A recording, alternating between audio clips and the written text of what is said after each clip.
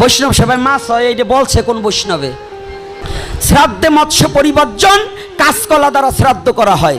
কাঁচকলায় প্রচুর আমিষ প্রোটিন রয়, এই জন্য আর্য মহর্ষিরা করেছে বর্ণনা, শ্রাদ্ধকালে ভুর্জি দানের সময় কাঁচকলা দিতে হবে মন্ত্রের, তা না হলে হবে না। এই জন্য ভুর্জি দেওয়ার সময় কি করে? তো ওই বাউন যারা জিব্বাটা এত বড় হয়ে গেছে পরের তা খাইতি খাইতি, ওই হারামজাদা গ্রুপ করে কি, কাঁচকলা যখন দেশে তো বাড়িতে বউ ঠগাবো কেন, তাই দুটো মাছের ব্যবস্থাও করো যাতে কাঁচকলার মাছ দিয়ে রান্না করে খাওয়া যায়। এই জন্য কয় শ্রাদ্ধে মাছ লাগে।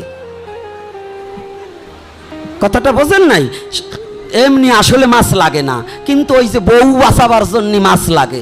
তো এই জন্য আপনারা সচেতন মহল যারা পিতৃ শ্রাদ্ধে যারা 15 দিন করেন, আর 1 মাস করেন, আর 11 দিন করেন, 13 দিন করেন, মাছ কারো জন্য বৈধ না,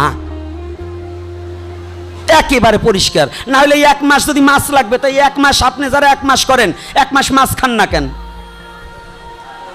11 দিন মাছ খান না কেন? 13 দিনে মাছ খান না কেন? 15 দিনে মাছ খান না কেন? যদি মাছ লাগবে এই কদিন আপনি খান নাই কেন? যেদিনকে ভগবানের চরণে পুষ্পার্ঘ্য দান করবে, পিণ্ড দান করবে, সেই সময় মাছ লাগবে। কয় কোন চোরেরে? ওগুলো চোর। চোরের কোনো ধর্ম হয় না, চোরের কোনো ধর্ম হয় না। সনাতন ধর্ম চোরের জন্য নয়,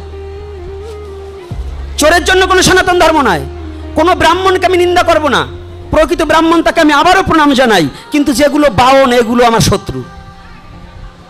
যারা সমাজকে ঠকাচ্ছে, যারা জাতিকে ঠকাচ্ছে, আমার ভগবানের সাথে জোচ্চোর ব্যবসা করছে, যারা ধর্ম নিয়ে ব্যবসা করছে, এগুলোকে কখনো গ্রহণ করা যাবে না।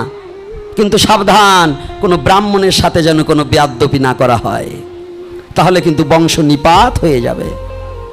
সাবধান।